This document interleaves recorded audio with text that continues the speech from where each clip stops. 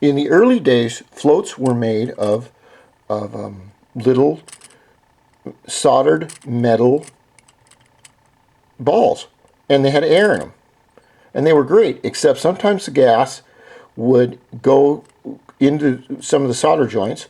The gas would get inside, or fuel or petrol, whatever the hell you call it in your country,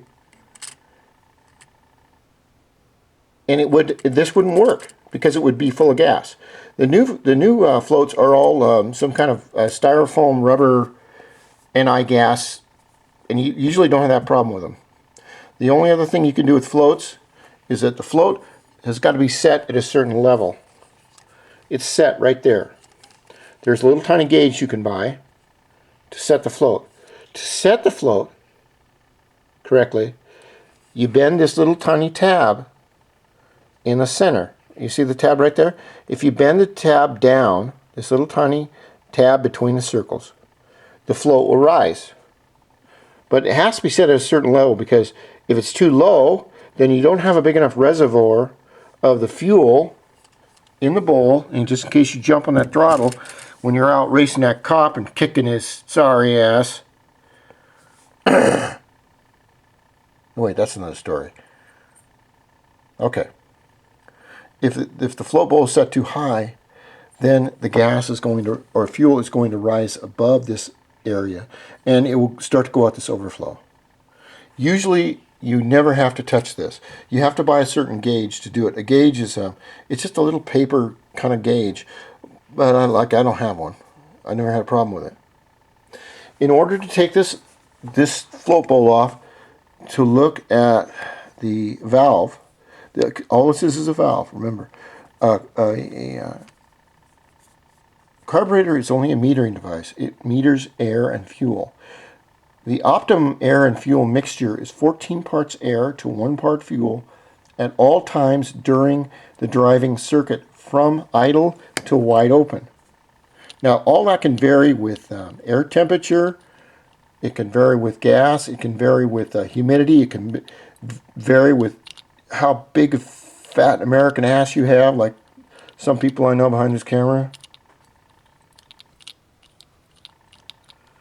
All right, so we're taking this off, right? Now this is uncommon. The floats don't usually hold on like that. Like I said, they go through these pillars right here.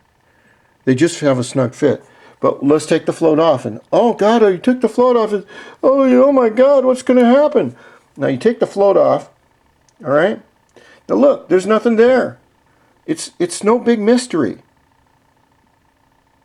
What we have here, if you'll see that little tiny hole right there, the gas comes in this little deal right here, and it goes right down to here. That's all. Now the valve is a little tiny bullet valve, and which is right here. This has the same one. This has the same bullet valve. This bullet valve connects to this float right there. Do you see the pin coming? Not this pin, but the plastic pin coming up at me. That little tiny square part fits right there. Or we can do it this way. This opens and shuts the gas into the float bowl. So you want to clean that up, clean it off a little bit, and you stick it right back in there. Okay? Now, it's got a little tiny pin in it. That's your valve right there.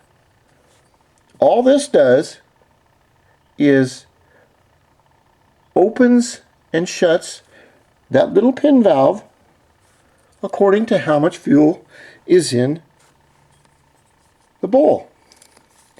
If the gas in the bowl starts to go low, then the float drops lower, and when it drops lower, it opens the valve. After the fuel gets to the correct height, this float raises up like this, and it shuts the valve. It's a neat little system. They all use it. Now, if you want to take out your main jet, what you'll need is a screwdriver that fits exactly right there. Okay, not bigger, not smaller. You want to be very careful with the jets because they're delicate. Now I'm going to take this out and we'll take a look at it.